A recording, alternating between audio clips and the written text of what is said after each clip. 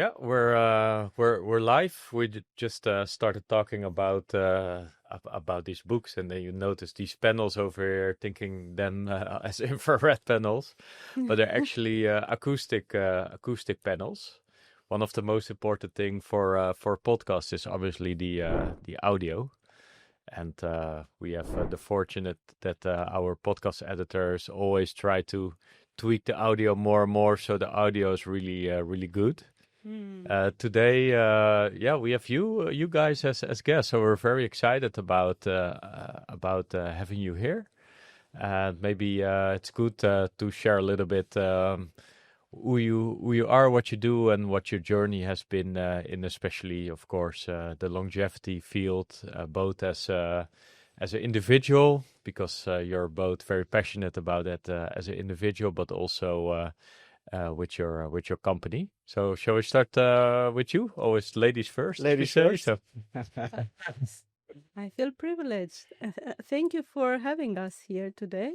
Yeah, my name is Cosmina. I'm passionate about longevity, like you mentioned earlier. My journey started from a personal need to. Um, I was feeling like I want to keep this energy for very long, to create different projects, different things, help people, starting with family and then wider um, population and the whole world if possible. So I was fortunate enough to be healthy all my life, and people around me started to lose health or to die. So I started to be very interested in longevity and to learn what are those measures that we can take today, and what are the measures that we can take in the future in order to keep our health for very long, to optimize it, and to also try to extend our lifespan, like living a few hundred years if possible, or even living forever. So yeah, that made me study a lot and look around for people who study the same things, and that's how I met Elio as well. yeah. So how about you? I'm Elio Verhoef, and since I was very young, I was always already living very healthily. I noticed around me people not living very healthily and drinking alcohol, taking sugar, and all kinds of things. And well, it didn't really make sense to me, so I decided not to do that from a very young age, even though I didn't know the term longevity. And that's how I've lived ever since. I didn't really see any point in harming myself, like drinking alcohol, and I never drank alcohol up until now. And I, yeah, so that's how I got started. I started working in IT and studying computer science and these things, and I've always been a kind of an optimizer. So I made my own version of Windows to optimize the performance, and always looked for more ways to optimize my own life. So I got into personal development, also other kinds of things to just keep learning about what the world has to offer, what life has to offer, and how I can keep improving my health. Got into trying different types of diets, optimizing my sleep, trying different supplements, basically the entire longevity lifestyle. So, yeah, that has been evolving for most of my life. And 2 years ago, I started noticing that I was lacking a bit of the community. So I looked online for a community for like-minded people. There I found this longevity community created by Cosmina. And 2 years ago, I decided to join it for the first time. And I've been coming there almost monthly ever since. Met Cosmina, got to know her a bit more. And then consequently, last year, she asked me, because she already saw that I was doing some things in the AI field, to start this company called Longev AI to leverage AI for Yeah. longevity. Yeah. So you touch upon a couple of things in your introduction. So thanks for that. But you talked about keeping the energy while basically aging.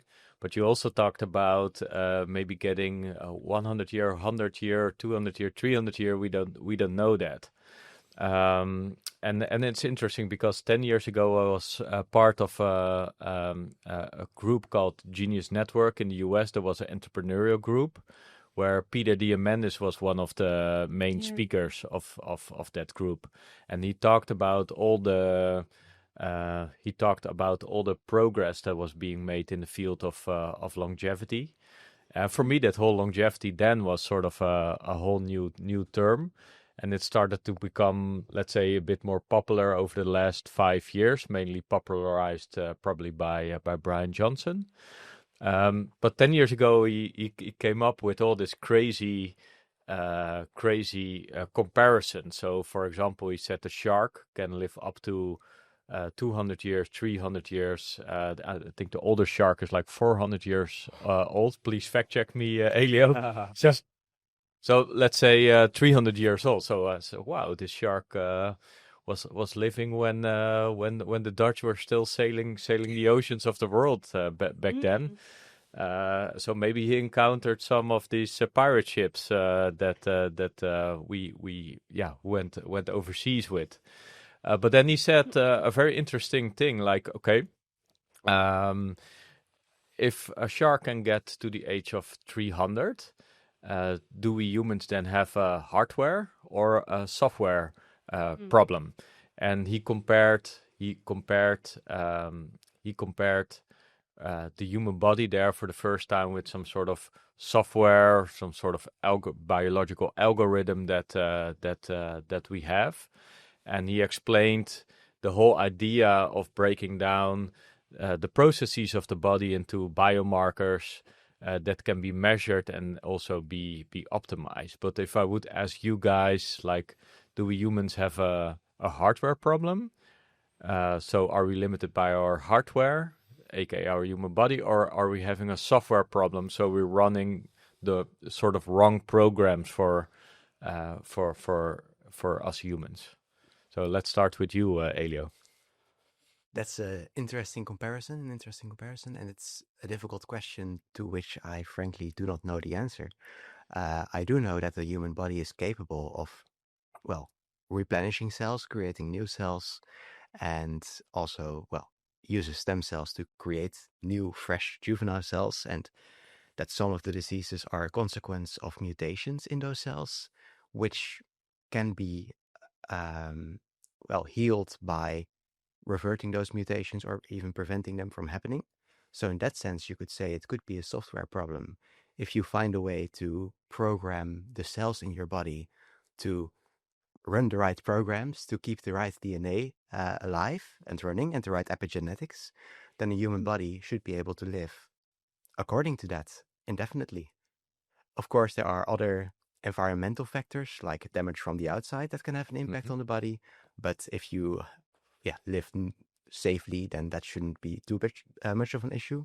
So for me, it makes sense to say, actually, it might be a software issue. Software issue. No. What do you think? From what I see is that the scientists are still debating what is the cause of aging and what should be the solution for aging.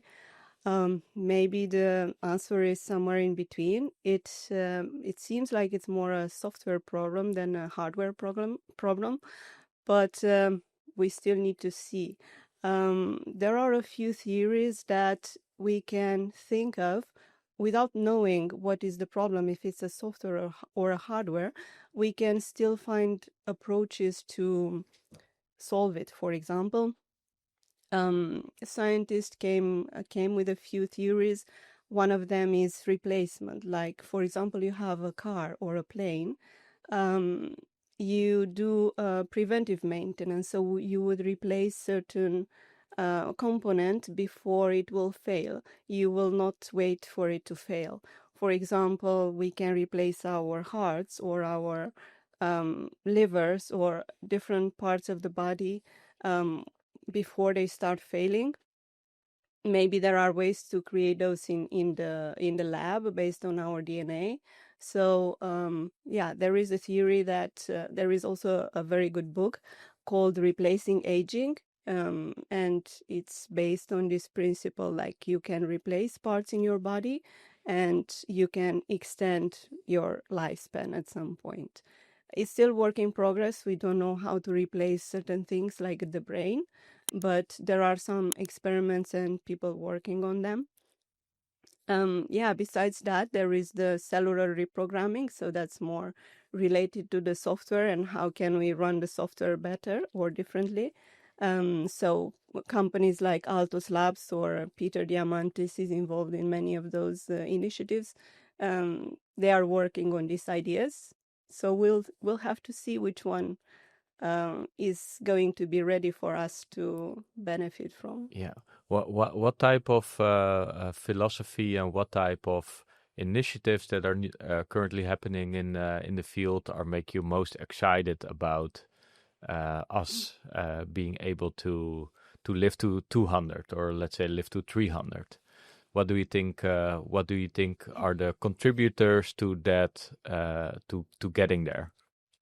It's a big challenge, of course, and there are many different pathways that some of them we might already know, some of them we might not yet know.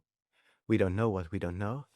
However, there are... Can you get a little bit close to the mic? Yeah. There are some potential, well, for example, interventions like gene therapies or maybe molecular interventions that can have an impact. Gene therapies like Cloto or FGF21 or these kind of therapies can have a great impact on longevity, already proven in people as well. But not yet to the extent that we can live hundreds of years. However, genes form the basis for how we work as a human, so there is a lot of potential there. And also I spoke to a researcher yesterday who I asked the same question basically, and he found that currently the most likely contributor to long human life might actually just be drug interventions. So molecular interventions in the human body, and he is going to dedicate his time on studying those. Well, probably when you make the case like, or you speak out the ambition, and 10 years ago in that entrepreneurial network, Peter Diamandis there, but also Dave Asprey, who's one of the sort of godfathers of biohacking, so to say, and they stated their ambition to live to 280 or 200 and so. And they made that statement also to cause a little bit of attention and also a little bit of controversy within that entrepreneurial group. And I remember very, very vividly, like, okay, you say that, and the first thought was, well, that's a crazy thought, that's, you say that for controversial reasons, or you say that for maybe to shock the group or so, something in that state. But then I thought about it a little bit more closely and started looking into data. And we have been, as humans, we have been pushing our lifespan already for the last, let's say, 100 years, right? And we had certain breakthroughs during the pathway that led us to get to the point where we are right now. So, for example, hygiene standards, something that sounds very obvious today, was something that extended lifespan with almost 20 years. So people 100 years ago, the average lifespan was about 40 years old, 45 years old. Also because there was a lot of infant death, so death of newborn children. But also those interventions like modern medicine, hygiene, just the fact that we have enough calories for us humans. So one of the big longevity breakthroughs is actually the potato coming through the main continent of Europe, because Europe at that moment was very much underfed.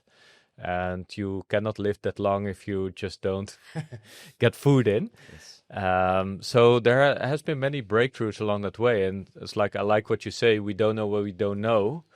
And, what will happen then when you can have all those things checked and maintained during a lifespan, and see how that develops. So actually stating like my ambition is becoming 180 years old, is not that crazy, although it did not happen yet. So that will be the counter argument for that, because there's also many people on Earth. You know, we have 7 billion people on Earth, and many of them have been living like a very healthy lifestyle with community, good nutrition, good community around them in smaller villages. They're called the blue zones, and then you see that, let's say, 120 is still the maximum. And you guys have been doing a lot of research and looking a lot into this subject. What are the things that makes you convince, and what are the things that make you doubt that we can get beyond that, let's say, 125 year mark? That's a good question. We are not convinced that we are going to reach. It also takes long, right? So we wait. Yeah, we wait. Time will tell. Right now, there is no conviction, but what we can do is to contribute to the mission and the objective to do something about it. And the exciting part is that nowadays we have much more technology and more tools that we had in the past, especially with the AI developments that happened recently in the last couple of years. The outlook can be more positive, I would say. And what are the parts that we still need to solve until then? I think there is a lack of resources, and the resources are more talent and more funding coming into the field of longevity. A lot of research still needs to be done, and we need very smart people to do that, and different kind of skills. We need entrepreneurs, so the research is being translated really fast so we can benefit from it. We need technical people like Elio who can work with those concepts and design programs that can speed up and automate getting the results faster. And we need to be more united to work together and to really think about the objective. Sometimes it's not so easy because the financials stay in the way, and there are different incentives, especially in the different industries that are associated to the health domain. So we need to be more aligned. So more funding from the governments would be handy, because aging is not right now, it's not a disease. So nobody looks at the systemic problem. We are looking at diseases when they appear, but we don't look earlier to understand what happens in the body, what are the mechanisms that cause that decay, called aging, and try to solve them in a holistic way rather than pushing a lot of money in solving one disease at a time. So I think we need much more resources, and at this point we don't know if we are going to solve the problem or not, but the best thing we can do is to work on it. Yeah, what I like about this explanation is that let's say the aim is to live to 200 or 300. So let's say for thought exercise purposes, we take the number 300. So that's a stretch from where we are right now, right? So the projects of Peter Diamandis were being called moonshot projects, and the moonshot project was like, okay, he encouraged all the entrepreneurs in the room to choose a moonshot project for themselves.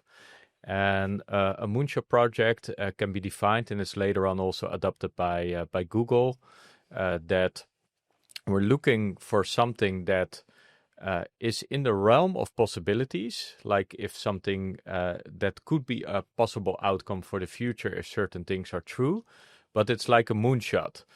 So it's really difficult to obtain this challenge. But he said the side effect or the benefits from going through this going for this moonshot is that you solve a whole bunch of difficult problems along the way. So, for example, when I started looking into longevity, first it felt a little bit like, okay, this is a sort of new gimmick term, marketing term for the health industry to do whatever, because along the way you see a lot of things changing. And if you look, for example, in bodybuilding books of the 70s, you see a lot of things that were being common back then are still sort of the standard today for modern health. But what I liked about the longevity approach was also a sort of inverse approach that you have to solve a problem. So the longevity community was very much looking in, let's say, the top 5 or the top 10 causes of death, the current causes, and how those can be mitigated. And that turns out to be a very feasible, let's say, approach, because many of these, let's say, top 5, top 10 causes of death are actually able to be mitigated. For example, cardiovascular disease is one of the big factors. I think it's the top 1 factor. You have them on top of your head, maybe? Yeah. You got the top 5 Yeah. the causes of death. They are preventable, so to say. So if you say one of the organs is failing, then you reach that failure after like 20, 30, or 40 years of decay. And just like with diabetes, people have sugar and their insulin levels, and they become resistant for their own insulin, and then they have this diabetes going on. But if you start to take some measures on the beginning, then you will be able to prevent one of these death causes. So that's a statement for it. But it's like Alzheimer, so dementia for the neurological factors. Main cause of death are also within the realm of the heart. So you got like both the pump as the heart, but also with the veins and the arteries. They get closed up, clogged, and you can have like a heart attack in that realm. And on the other side, you got a lot of cancers going on. So that's like a different sort of organ that fails. So yeah, those are the most causes of death. But as we've read studies on them as well, they say like it starts in your 20s or 30s and it builds up until the body just can't handle it anymore. So that's the written theory about that. Yeah, and it's the current, let's say, status of the let's say healthcare system.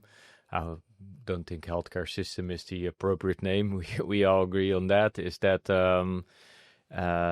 they almost never look at that whole lifestyle thing, which is a ridiculous thing, right? Because different input will definitely cause different output there. And so if you would say like if I would ask you, Elio, like what would be the best approach to don't get cardiovascular diseases in your life, what would you think are the most beneficiary things that you can do there? Oh, cardiovascular disease specifically. There are many things. I'm not too well informed actually on this topic, so of course, I would live like as healthy as possible, and of course, do a lot of exercise, especially zone 2 exercise, and do measurements in terms of like the artery wall width, how wide is it actually, and what is my current state of calcification in the arteries. And based on that, you can find out, well, what are the ways I can reduce that calcification. And the specific ways to do that, I'm not too sure actually.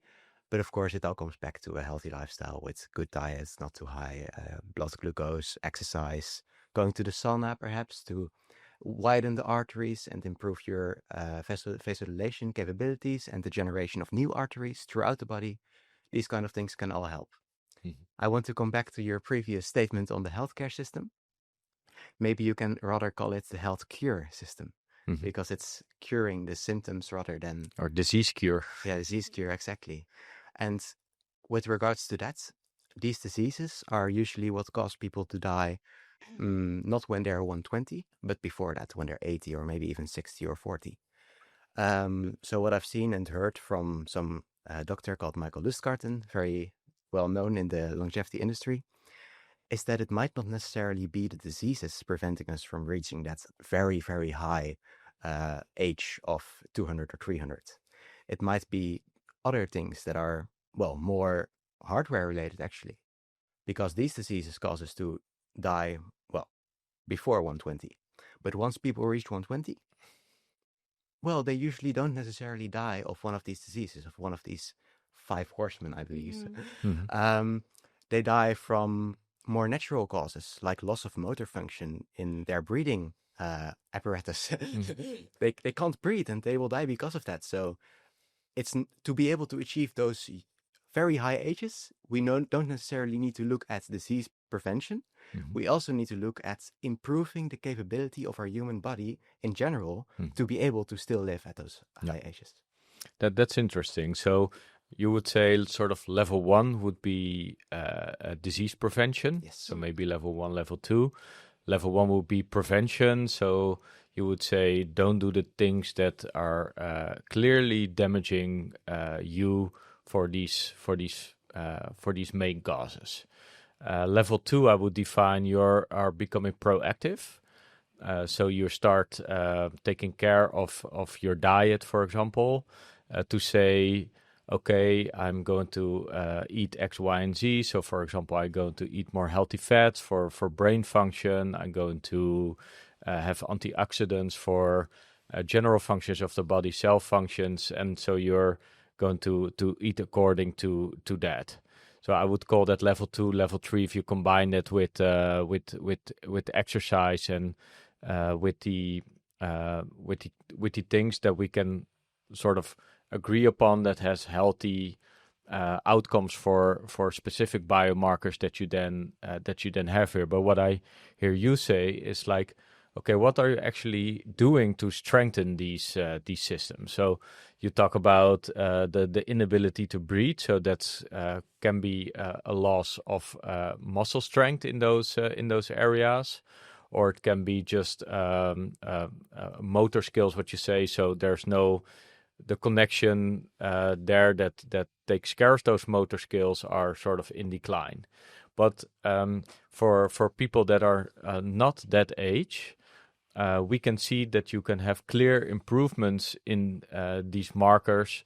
So, for example, grip strength is being one of the things that the longevity community uses a lot to have an indication how well your neurons and your nerve system is still sort of in collaborative function together, because the amount of strength that you can have in your hand is sort of the outmost position for your nervous system, so it fires back, right? So they use that as an indicator, but it's not like a very absolute thing to measure. So in general, they see people that age very long, they still have that the ability, those motor skills to have strength in their hands. And then you get sort of chicken or the egg discussion, because if you then look at, okay, why are they still so strong? You see they had manual labor in their routine, so to say. So they were working outside, maybe on the land. And I also live here on the land. And if you would do the grip strength with my neighbors, some are in their 80s already, they have like super strong hands simply because they use it every day. So therefore, Jack and I came up with the term, if you don't use it, you lose it.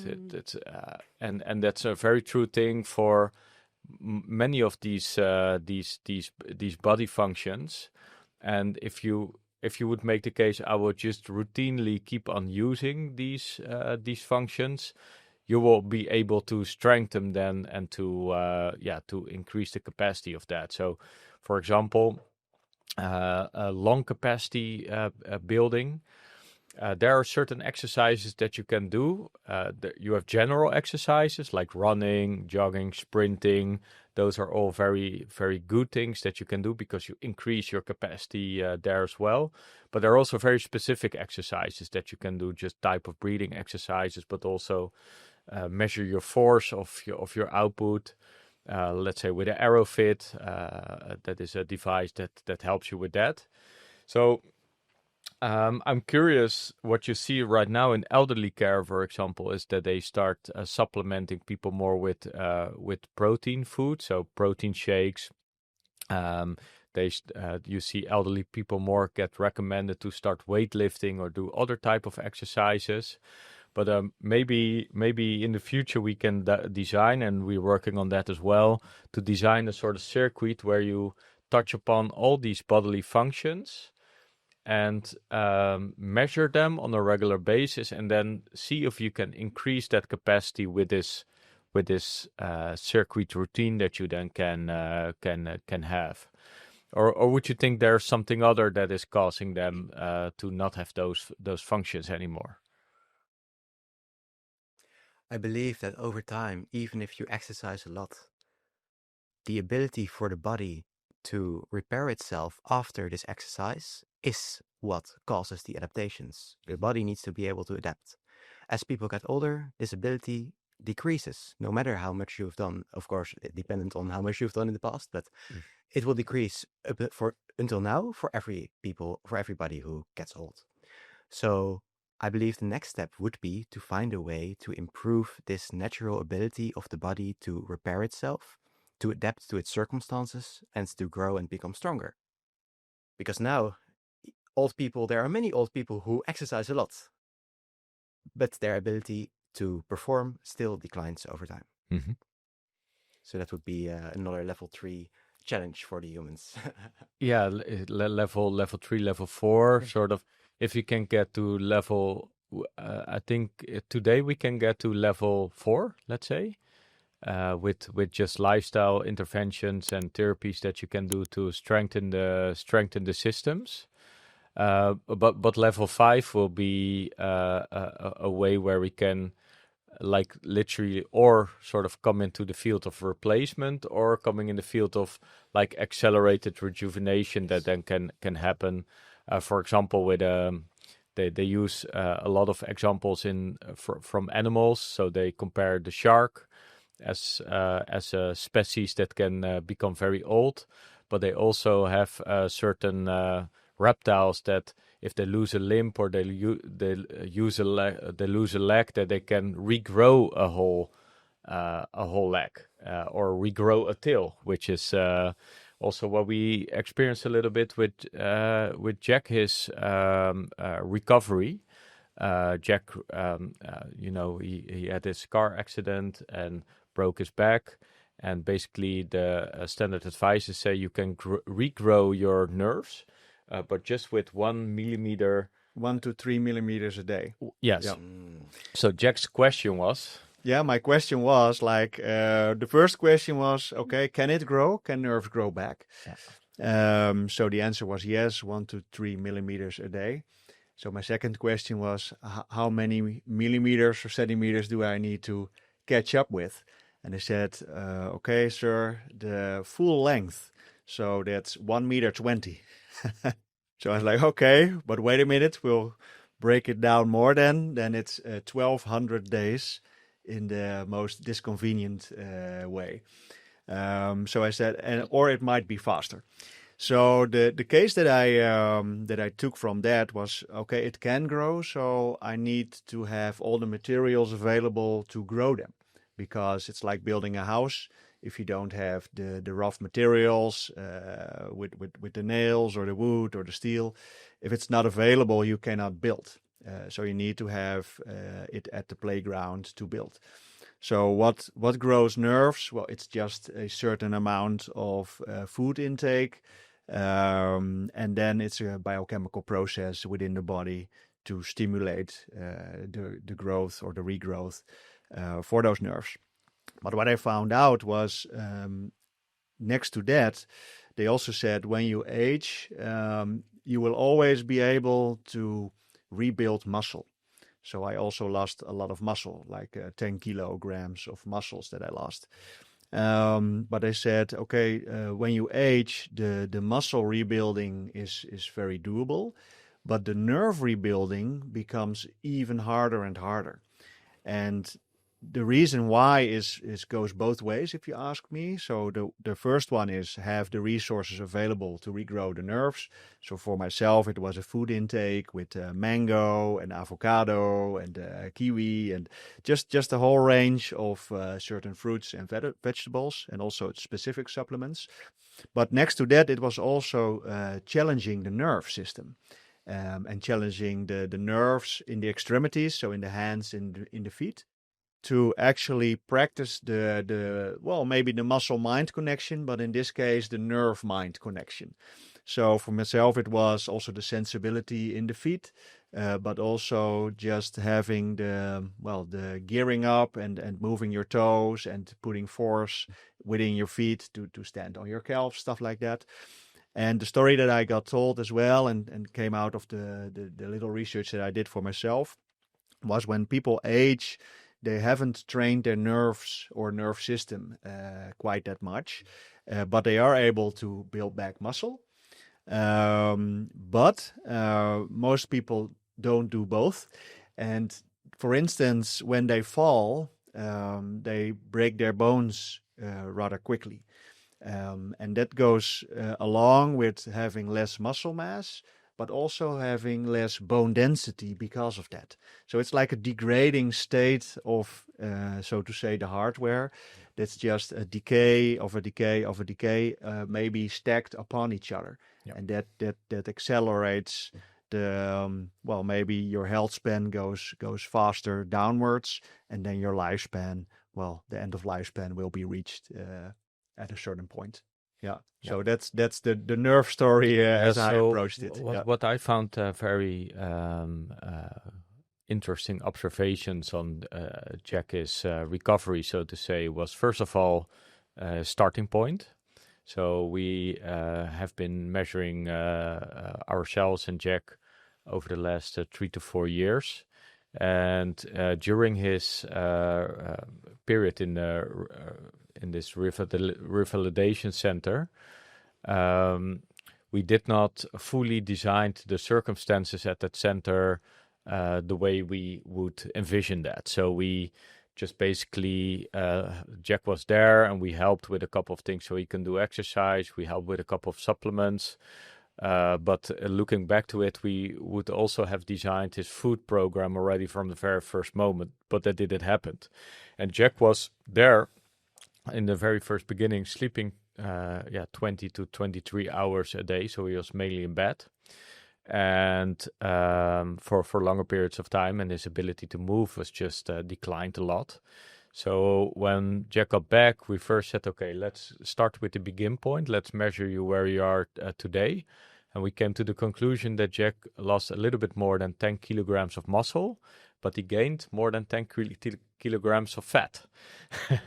So that was already the first thing, like, okay, what now? Because if your body have like too much fat, your body needs to work a lot harder to recover from having that fat on your body. So we designed a program together that, okay, what can we do right now? We need to start moving, how difficult it is, but let's say first we want to make sure we feel connection. So feel was one of the most important objectives in the recovery process. So and it's really like feet, calves, legs, just try to move it, try to feel what is happening. And then the second part was to lengthen it, because the idea is like the nerves need to have plenty of space to actually regrow. And if you have been doing stretches, for example, many times doing stretches, it's not a muscles that are being tight or muscles that are being short. It's your nervous system that just holds on to the position that it actually knows. So we had experience in that by just releasing that type of tension. Then it eases up, and then your nerves get more ability to basically do their work. And we tried some therapies to, for example, in these outer positions. For example, we experienced that cold water was a very helpful tool for Jack to first of all get blood flow, because you get a lot of blood flow there, but also it's just a shock into that nervous system, that like an electrical current that is being passed on that. So we had a couple of breakthrough moments there that Jack was jumping in the ice tub. And we hear him say like, yes, it's working again. Yeah, it's working. I can feel my feet. Yay. Yeah. So by that by that observation, and Jack spent a lot of time, 1 to 4 hours a day, just doing stuff that could help him, and that is probably the hardest thing. And then it's a software problem, right? Because you need to do certain things to sort of maintain and regrow that thing. And it's also a mental game, because many people jump into the field of like, this is not going to happen, or this is taking too long, or this is not for me, right? But my observation was during the process, like I become more, let's say, more convinced of this, if you don't use it, you lose it thing. And one of the interesting things of Andrew Huberman studying the brain of like these top performers, said like they're constantly increasing the part of the brain that wants to deal with difficult challenges. So that part of the brain apparently also shrinks and can become bigger. Do you mean the anterior mid-cingulate cortex? Yes, exactly. He studied that with David Goggins, for example. And it's basically, if you put yourself into a challenging situation every day, or even more direct into pain, so it becomes a very positive stimulant for that part of your brain. And also, for example, table tennis. Table tennis is one of the sports that, these reflexes, these motor skills, are very important. So they did a study amongst athletes, like a big cohort of athletes, and they saw people that were doing gymnastics or calisthenic type of exercises, and the gymnast on the average population were 9 years older than the rest of their peers, and people that were playing ball sports were 7 years. 7 years older than the general population. And then you had, yes, older. And then you had sumo wrestlers that were like 7-8 years shorter in life. Shorter in life, yeah.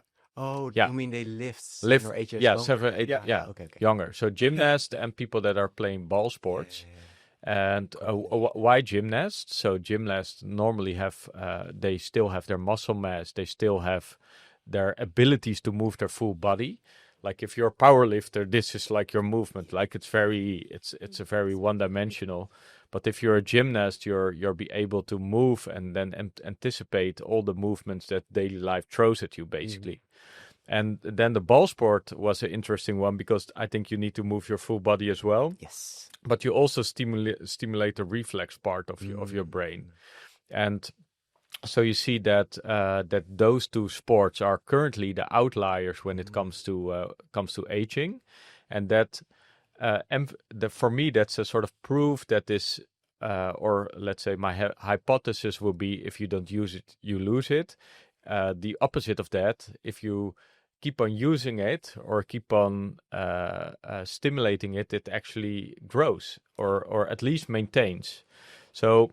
That is also what you then see, for example, our whole software nowadays of retiring. Yeah.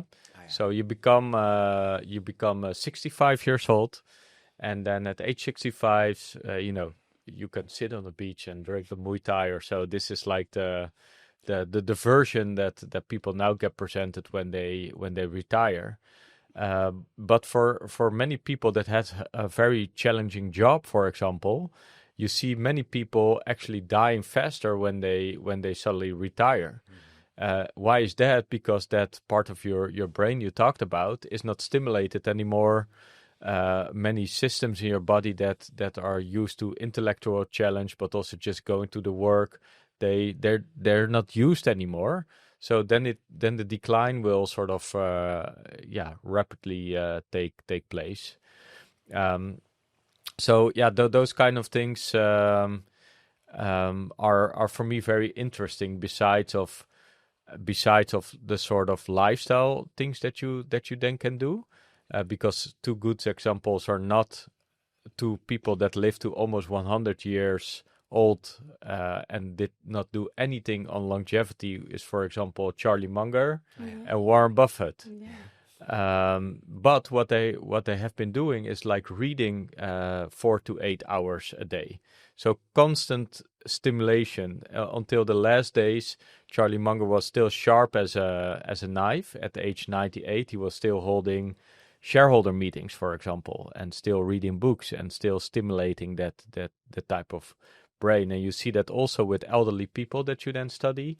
If they're still doing activities, walking, reading, talking to people, enjoying things, that has become a very big factor in this. If you don't use it, you lose it.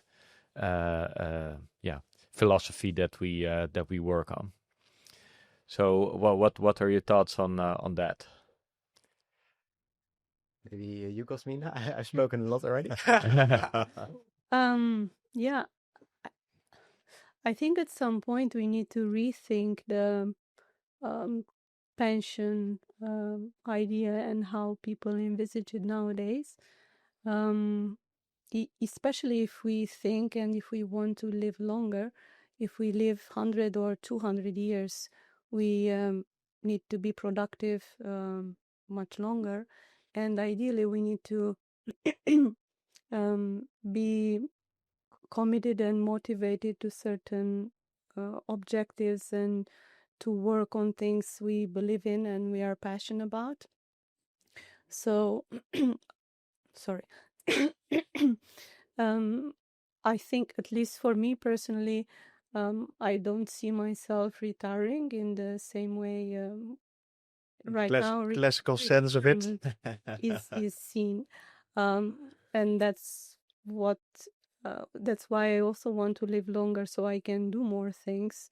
And then the question becomes, how can I keep the capabilities, mental and physical, so building new things is still possible. And this is the question mark, how can we do it? Because going back to prevention and the 5 horsemen, the diseases that kill older people, even if we do that perfectly and we do the nutrition perfectly and we prevent everything, we are still not going to live longer than 100 or 120 years. So we need to work harder in trying to understand the aging process, which right now is very fuzzy. So we see that we decay. We see that people reach 120 years old, maybe, but we don't know. They die from just stop functioning. And we don't understand those processes because they are so much intertwined with our metabolism and the same processes that make us grow and make us stronger later on in life become bad for us. So they turn being attacking our body. So we still need to invest more time into understanding how can we add some more years to life. And obviously we still need to do the basics, so the prevention becomes very important. And going back to the question about cardiovascular disease and how do you prevent that, for example, and that is very important to me because I do have a very high risk of cardiovascular disease from my family genetics. So I studied it quite much. So you need to do many things, and those are some of the things Elio mentioned. So the lifestyle, You need to do a lot of zone 2 cardio and VO₂max and watch your food, of course, so be healthy. But often that's not enough. And many people between 25 and even 50%, they do have some genetics that don't help them on the cardiovascular areas. So that kind of prevention is not going to be enough. You need to check certain biomarkers that are very important, and they will tell you if you need to go to medications, because you can't actually prevent cardiovascular disease in some cases without medication. And that's very easy to do to do the blood test and also know what you need to take if you are in that position. But we are lucky because cardiovascular disease, we are lucky in a way that we understand it much better than we understand cancer, for example.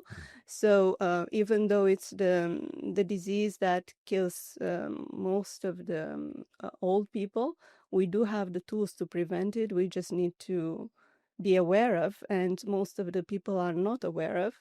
So that's the issue. So we need to talk more about this. The medical system needs to integrate more prevention, and we need to apply those tools because we have them. It's just a pity that many people don't know about. And besides that, obviously, we need to work on understanding the bigger aging problem.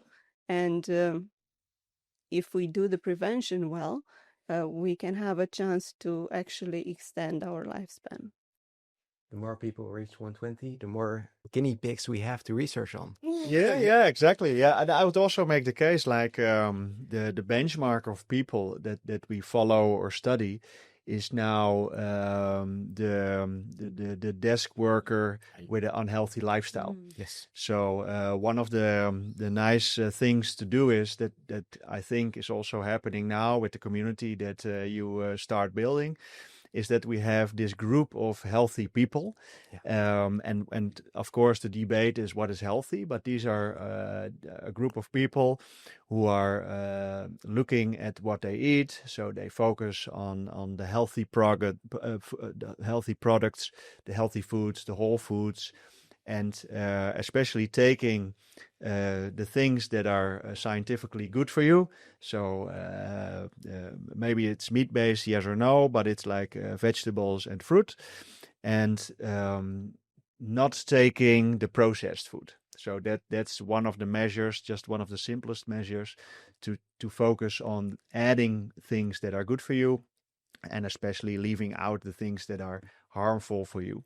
And then you have this group of people who have a different starting point. So if there is a disease or something is wrong in the body, and my theory would be, if this group of people would be in a study to have interventions, that they might have different reactions other than the desk worker who lives an unhealthy lifestyle. For instance, he drinks alcohol in the weekends, or he has fast food during the week or whatever. But that's all harassing the recovery process. So I'm very excited to see what that's going to bring, because that is something new. So you've got this group of people who are living healthy by choice, working on their body to have everything working perfectly, so to say. And in that realm comes the availability of measuring a lot of things. What can you tell me about that? Like, how does that play a part within your longevity journey yourself and the company that you're building? Because I see that as something new, that we can measure our health, and by seeing this data, you can make improvements. Yeah. Exactly. It's go ahead. I think it's very important to measure and to know your body, first of all. And nowadays we have the tools, so you can do blood tests and genetic tests. And actually, that's pretty comprehensive. You can find out a lot only from blood test alone. And by measuring, you will know where you are, especially according to these 5 risks. As you said earlier, the chronic diseases start very early in our 20s and 30s. So only by measuring via the blood test, you will know if you are developing, if you started to develop any of these chronic diseases.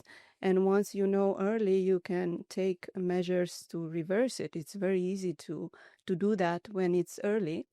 It's very easy to know. Just do a blood test. They're not that pricey. You can even do them with your doctor if he agrees. Sometimes you want to do more comprehensive blood tests, and that's obviously better if you are really interested and committed to your health, especially for the long term. And it's absolutely amazing what you can achieve only by knowing and obviously doing the right things.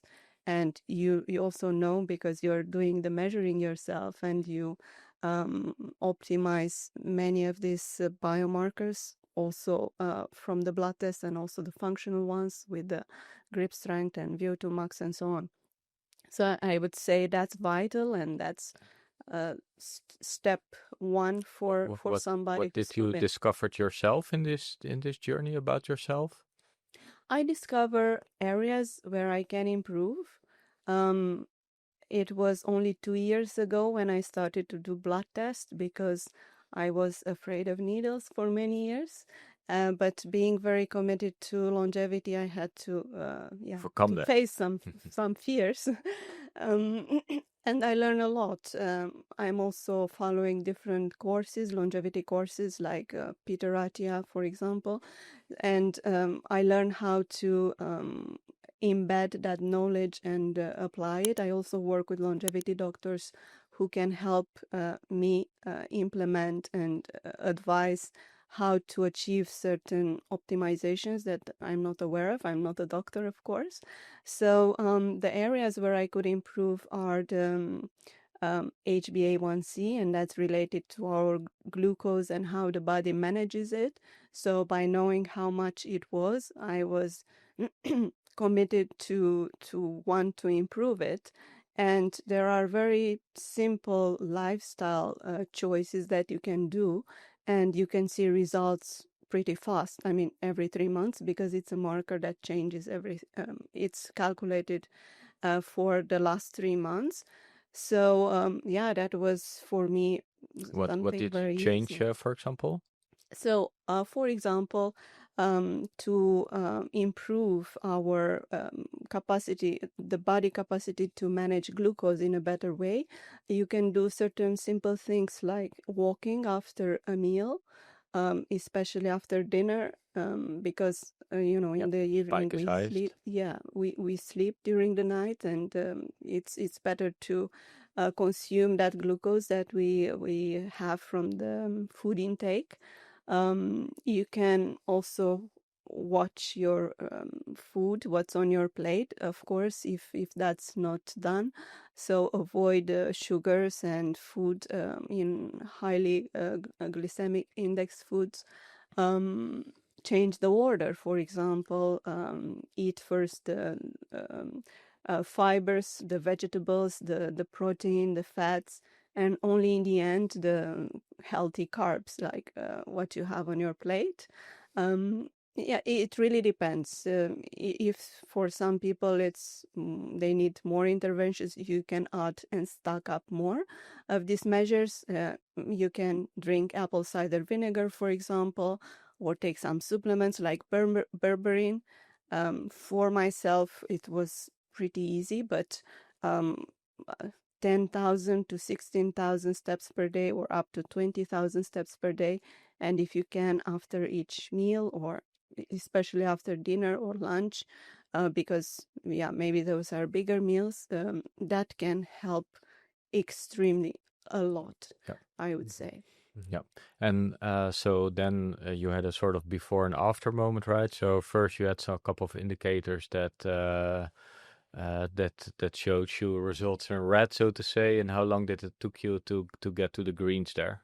Yeah, this is a good point because when we do blood tests, actually, my results were normal by the lab and by the doctor's judgment, but our health system qualifies normal the results because when you are as an average for your age, but what we here think is that you shouldn't be an average for your age because at older ages people are already sick. Yep. So you want to be optimal, you want to optimize, you want to be the 1%. Want to get to the optimal level. You want to get to the optimal level. Yeah. So although by all doctors' interpretations, my results were normal, when you read and understand and think about preventing diseases, old age diseases, you need to be optimal. You need your body to function optimal nowadays so you can have a chance to keep it for longer working better. And so you got those levels to the optimal range, and what did you then experience in your daily life? How did it change your experience on life? Yeah, exactly. So my results were not bad, but I wanted to prevent cardiovascular disease or diabetes or all these diseases for longer. So I took measures to optimize my results. That was not difficult in my case because I was not that far, so I didn't develop these diseases, but the markers were not the best. So in my daily life, I felt increased energy and capacity to deal with more things faster, solving problems faster, having more ideas, just doing the same of what I did before, but with the faster, better engine, faster. With a better software and stronger hardware. To keep for more. Yeah, it's interesting how it enhances your experience in life, and for me, that's the biggest motivator to start at the Next Level Human company. I always say, like, okay, when there are areas that are not proven, they excite me, like longevity, and see, okay, what can we do to get there? But my friend Yes, who was in one of the podcasts as well, said it very clearly, like, okay, we have this lifespan, and the average of that is 84. But the average health span already starts in a decline, let's say from age 60, quite aggressively as well. And so Jack and I were also like brainstorming, like what would be sort of ideal outcome where we can reverse engineer our life towards to the next 40 years. So I'm 40 years old, Jack is 42. And so then we came to this mantra of saying, like, we want to be able to kite surf with our grandchildren. That's at the age 80. So that's the goal we're working towards to. We right now have children, so okay, that's one. So the odds of us getting grandchildren is there at least. Because if you ask a lot of older people, like what excites them in life, it's living for their grandchildren, because that gives them a lot of purpose. Energy, pleasure. And we're both not able to kite surf. I did my first 50 lessons, so I now can surf a little bit. But that applies that you have this life vision of learning new skills along the way, also on a older age, and that excites you as well, because I think one of the challenges is, like, okay, you want to have more energy, you want to have the cognitive functions being fully there to do the things that you want.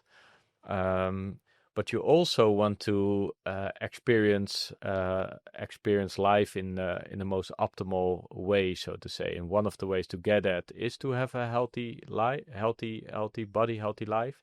But also your sensors, as I call them, your eyes, your ears, They're giving the right input, but you also need to have a couple of mental models for yourself, because life is life. So life happens to you. You get all sorts of life events that can really become unbearable at some point if you accumulate them over the years. And nobody escapes life events, right? So you will get fired. You will maybe break up with a nice relation you have one day. You will see people you love passing away at some point, and just dealing with those can be very, very challenging as well. So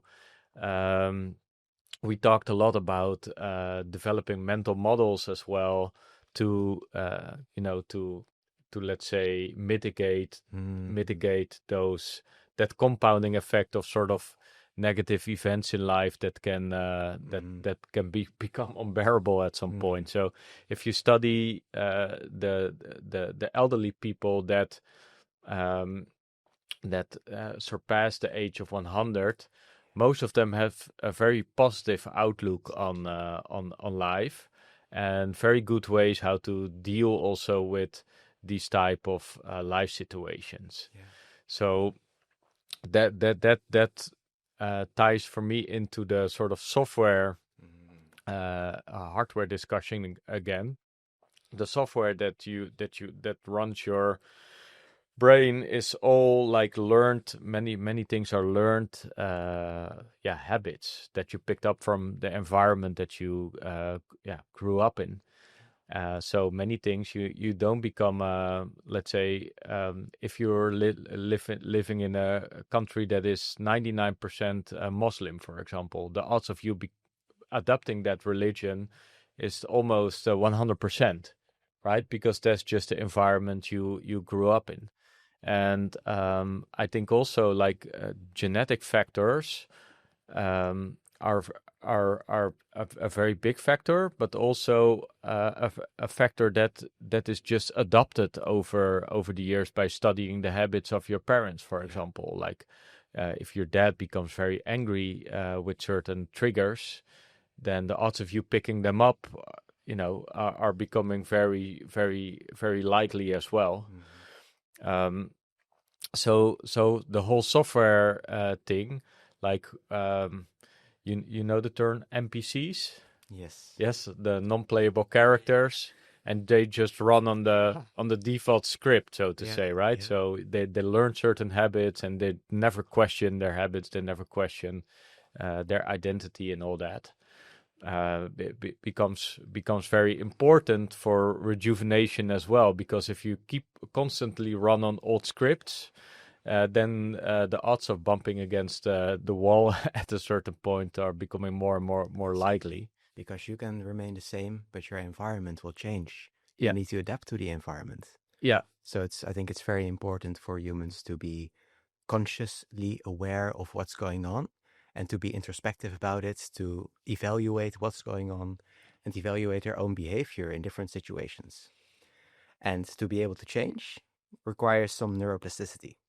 So this is also one of the reasons why I try to, in any way possible, increase my neuroplasticity throughout the day. Perhaps taking some supplements that can improve BDNF. Of course, also taking on cognitive challenges, and doing things like exercise. And going back to what you said before, I think that's what most of us do it for, the human connection, the purpose, the fulfillment of life. And that's what these very old people of 100 plus do indeed have in common. They find a way to re-evoke that feeling of fulfillment, of enjoyment, of passion in their life, by embracing human connection, by finding ways to love and not hate, by finding ways to connect to people, and see the positive side indeed. That's a very important part of the software. Yeah, and once you get older, you can very much fall into the trap of sort of been there, done that type of feelings, right? So I experienced those as well. Like, I already experienced this, that I already experienced this, and then sort of this whole new thing comes. But when you have a daughter, and my daughter is now 5 years old, everything is new, so she's excited by everything. And I saw a documentary of Bruce Dickinson. He's the lead singer of Iron Maiden, the famous metal band in the UK. And he also had a couple of mental models for himself, or let's sort of script that he programmed himself in. He was a lead singer of Iron Maiden, but he was also an air pilot. So he was able to fly a 747 Boeing. And he said, every time that I fly a Boeing 747, I try to connect with the feeling that I had as a kid when I first entered the plane for the first time in my life. Apparently, there was such a big life event for himself, and he was such amazed to be in one of that planes again, that he decided to go for a pilot program. But instead of, after, let's say, 50 flights, he said, okay, this flight 51, just autopilot and just do whatever I need to do. Yeah. Every time he stepped into the plane, he wanted to bring in that joy again that he felt the very first moment that he did that. So he developed a way for himself to constantly evoke that feeling within himself, and also to because if you get that excitement, then I think you set up the circumstances to for neuroplasticity to take place in the first place. Because if you kind of dull into that situation, then probably that stimuli is not coming. Yeah. Your thoughts, Jack? Yeah, I agree on that totally. It made me think back to the first times that I entered military service, and everything was exciting. Like, wow, we need to do this running test. Wow, we go to the swimming pool, and I need to hold my breath for 1 minute. And I knew that was coming, but now it was like the final exam to show it that you were able to do it. And it helps a lot when you do it later on again and again. Thinking back to that first moment, that's something that I did as well. Like, yeah, it's exciting, and knowing that you are capable of, so that empowers you. Like, okay, I got this. I know I am able to do this. So that's the very nice. And one of the things that you also mentioned is the neuroplasticity. And the way I see it, I like the words adaptation and transformation. So I truly believe that if I have two stories around that. The first one is somebody says, okay, it's a New Year's resolution and I want to lose weight, or I want to gain muscle. If they are able to train for 3 months, then they will have that transformation. So they will lose the fat, they will gain the muscle. So it is possible. And we see this as an example in a lot of ages. So people in their 20s, 30s, 40s, 50s, it is possible to do that. On the other hand, if you have the type of adaptation, that if you say, oh, I have this illness or a disease, that it's also possible to have still have transformations in your body. So mostly we think, oh, for the rest of my life, I will be clinching upon medication, or for the rest of my life, I'm not able to do ABC. But I still think like, okay, even though the body has had a regression built up by years, you are still able to adapt and transform. So old cells, I believe there is a medical study that showed, and maybe Elio, you know this in more detail, but after 365 days, the whole body is renewed with all cells. So for myself, it is like we have cells and they renew themselves. There is a little bit of a memory reprogramming going on. So cells remember stuff, or somehow something remains in the body. But when you are able to refresh, or maybe reset and apply like an exchange, so you take the bad parts out and you add on the good parts, that you are still able to reverse 20 years of decay, and that the body adapts to the good, and that you can still have this transformation. So maybe get off the medication. And the stories that I see now, especially from my rehabilitation program, where I had also people with long COVID disease and all other sorts of of chronic diseases. They were told by the system, like, okay, this is for the rest of your life. And then you adapt the program. And then you adapt that program. So what I was seeing with myself, I was a little bit averse to that. So I said, okay, wait a minute. I'm not going to adapt this mindset and program right now. I first want to try out and adapt to the good things that I think I can apply, like learning to walk again and to get my muscle mass back, stuff like that. And so my mindset was, next year, I will be able to run again. And there I was in the beginning, lying in bed for 23 hours a day, 1 hour out to go to the toilet just to refresh myself, because I was catheterized as well, so there was no need for that. And I was in the wheelchair for the first 3 weeks. But I had this mindset of remembering myself, next year I will be able to run, and grabbing that feeling, dreaming about that even. And that was my path for my recovery as well. So I found out I was quite unique and alone in that mindset. So I had a lot of pushback from the environment that I was in, but I decided to keep to that mental model. And that's why I like it when you have communities like the longevity community.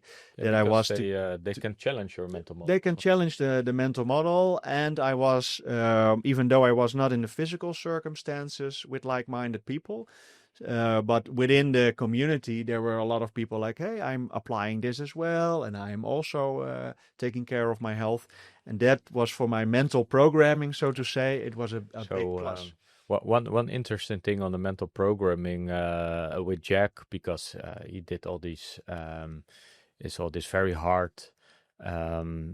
let's say, studies. No, they're not studies; they're trainings. Yeah, so as special forces, etc. So when we first starting measuring, let's say, sleep and biomarkers, etc. Jack always said, like, I'm sleeping very good. My sleep is always, top notch. So then the data came in, and we saw, well, actually, your sleep is not so good. There's not so much deep sleep. The hours that you sleep is not really good. So there's a lot of, at least from the data that we're seeing, there's a lot of room to gain if we look at that. But then we see, okay, but somehow, you still have this experience that your sleep was excellent, right?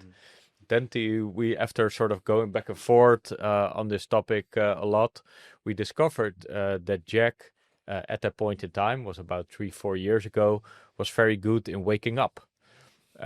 So the model of Jack, of, like, let's say, his mantra is like, he wakes up. He has a certain things that he has queued up over in the beginning of the day. So drink a glass of water, have a couple of deep breaths, fresh air in it, and then he goes into his morning.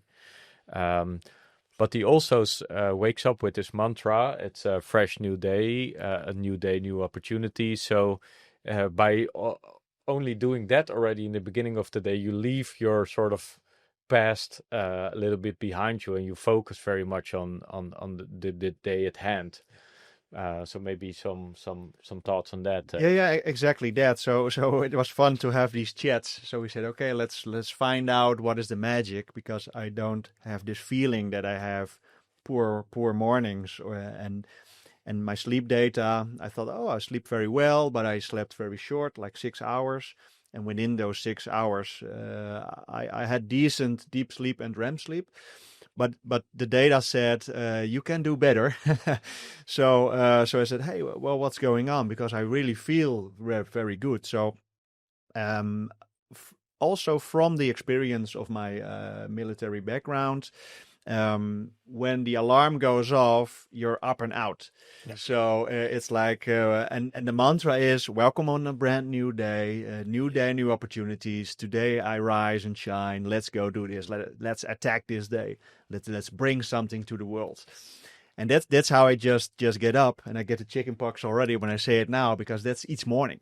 Yeah. And it brings in some excitement, like, okay, no matter what happened yesterday, that's yesterday. So leave the past behind, because I can't change the past anymore. So for today, I have all these options. And from this military background, it's always a little statement like, choose your heart. So if you do nothing, well, it's going to be hard. But if you do and purchase what you would like to achieve, that's also hard. But the outcome at the end of the day, it's going to be there either way. And it all depends on what you do and how you act, and mostly, as I look at for myself, also for this software and with the mental models, it doesn't matter what happens to you, but it matters how you deal with it. So these storylines and these approaches of how I approach life, we found out that this is really helpful And powerful. and Definitely. powerful. So each morning you have this fresh reset, and you just tell yourself, like, okay, no matter what has happened, that's happened. Okay, leave that behind. And today I've got this new opportunity to act, to change, to create something into my day and move forward with that. That's been very strong in my own life as well. Wanting to optimize my own energy, and such a mindset can already put you in a great state. And it will change how your body responds in terms of neurochemicals, how you feel, how you indeed act. And there are other things you can do besides just the visualization or the statement that it's going to be a rise and shine day. Namely, you can just wake up instantly and do a workout. Of course, drinking the water, but if you go into it with that intensity, you're awake, you're ready, you did something great already. And then if you also take an ice bath or a cold shower, you're awake, you're ready to go. So that's something I've done a lot, like 7-minute workout. Even if it's just 7 minutes, you're ready to go. Activated the great. body. Yeah. Exactly. And I learned that when I was on a trip with Jack and another guy that had a background in the military. We went to a trip in the Belgium Ardennes, so in the woods. We were there with a tent, but it was like a very rainy day, and we woke up early, like we always do. And the guy was also up very, very early. And then I heard these guys chatting, so I was like, "Well, Jack and Hans are still in their tent as well." So I'm in its tent as well. It's it's dry here on the inside and it's raining on the outside. So I was like waiting until there was a sign like, "Okay, let's go." But then I heard them talking, so it feels like they're a little bit closer to my tent than I actually think. But they were up and out already, because the programming was like, alarm goes off, you just go out and you start doing these kind of things. So I learned from that, like your process of waking up is so important.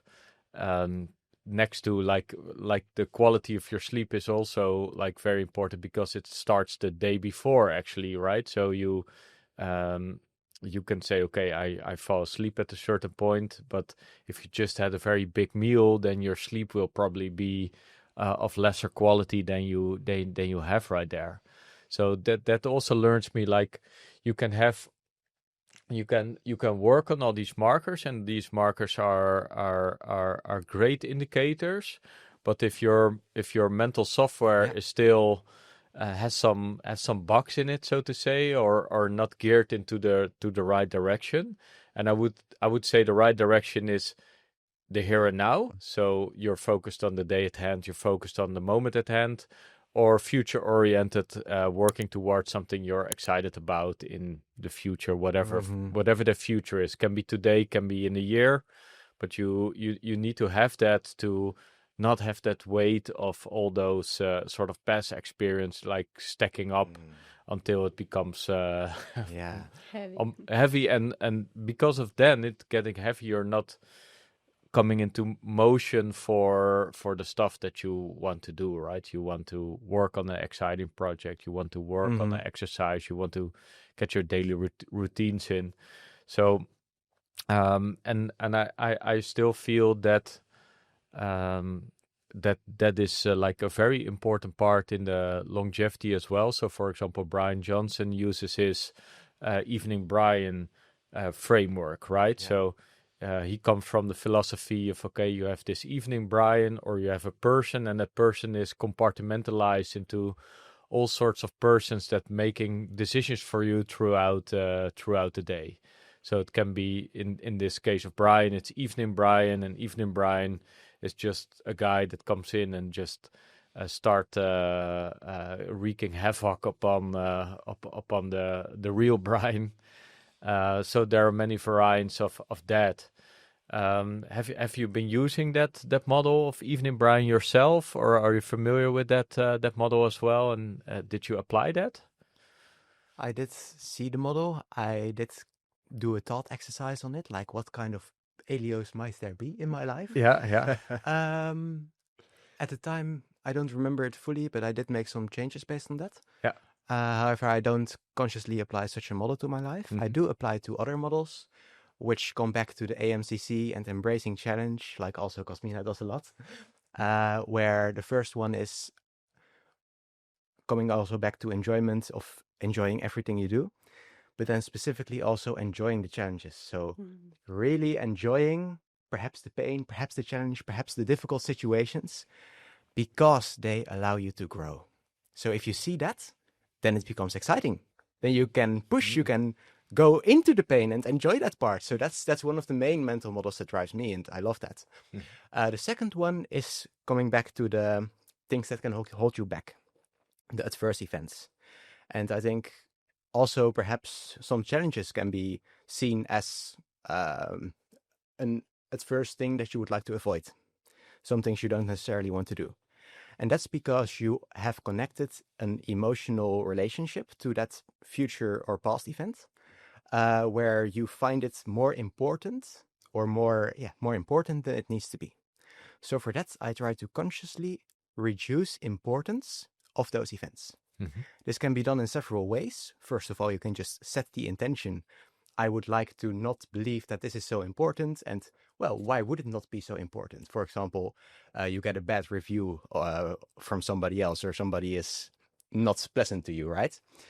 Then you can say, okay, but in the larger scheme of things, well, it doesn't matter that much. I still have these beautiful things happening every day.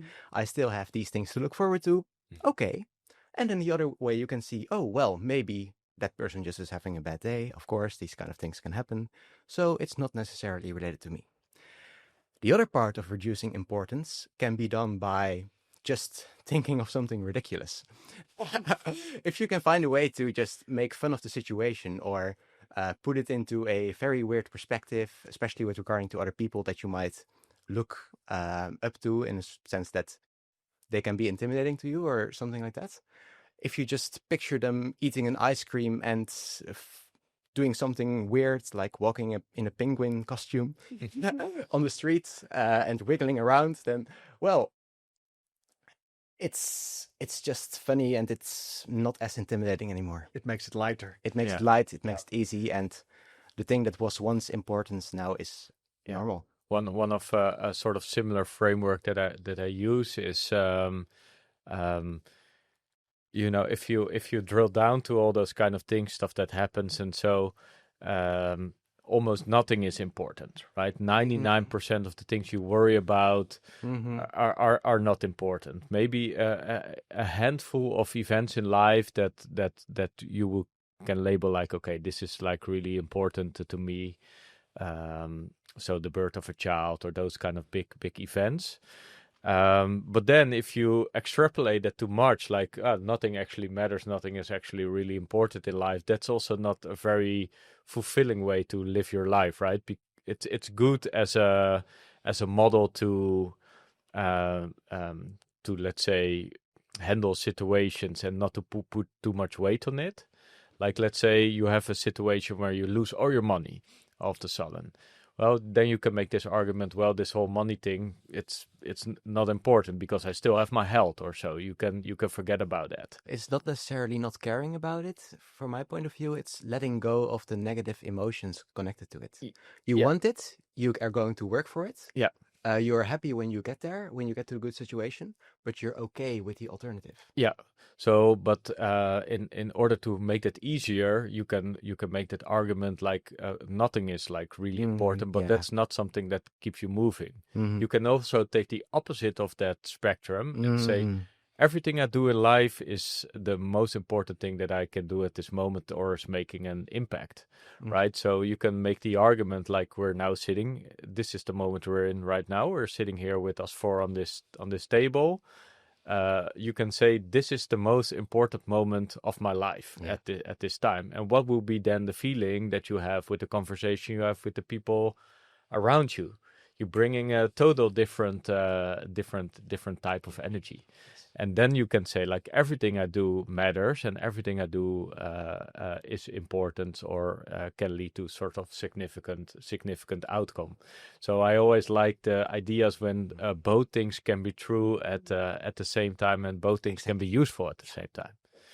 So What are your mental models, Cosmina? Yeah, I call them priming and gratitude. The exercise that I do in the morning to set up for the day. It's called priming for me. So I take a few minutes to say, well, this is going to be a great day and going to achieve a couple of things. And towards the end of the day, there is a moment, or actually, often during the day, when small things happen, you see a nice plant, or you meet somebody, or just without a reason, take a moment to enjoy everything around me or around us, and feel that gratitude and make sure that's present very often during the day and also in the evening, to basically allow to feel the importance of everything around us. But on the other hand, the things that are heavy still manage with a different type of models, trying to not keep the heaviness of those moments. That's what I do as well. And one framework that I use a lot since many years, in the beginning without knowing, later on I learned about that framework, and I think Elio mentioned it a bit earlier. Always do new things and learn new things, and just go into things that are not comfortable, go out of the comfort zone. And often in the beginning it can be scary, or there is some fear associated with it. But the more you do it, the more you will normalize that feeling, and the more you will dare to do bigger things, and they will not look so intimidating. And sometimes those things are physical, like walking on fire, or different events that seem impossible. But that is a way to normalize. That is a way to say, well, even things that are not possible, we can do it. Even physical things like jumping with a parachute, it's scary. But the more you do it, the more you enjoy that feeling, you embrace that feeling, and the more during your normal days, you normalize doing things that are new and sometimes scary, or taking new projects, not with the fear that what am I going to do here? It's so big, it's so impossible. It's just going into it, and it's maybe possible, like a moonshot. You were mentioning the term from Peter Diamandis. So that's a big framework that I use all the time, and I'm trying to spread it around people who maybe don't use it that much, or don't know the power of that model. I would suggest. yeah. Well, thank you. By that, I would like to end this podcast. So beautiful reminder for people to set moonshots for themselves and to go out there and try to reach this kind of things. I really enjoyed having you guys on. I will follow your journey very closely, and of course, we will share many moments together. And it's let's see where this all leads to, this research and this new era of longevity and health and life expansion. So thanks a lot. Thanks a lot. And as a final wrap up, how can people enjoy your works? Can they find somewhere? Can they follow you? They can find us on LinkedIn at the Longjev AI company, or also our personal LinkedIn accounts, and on the website longevai.nl. Very awesome. All right. Thank you so much. Thank you very much. Thank for you. having Thank us. you. Having us. Thank you.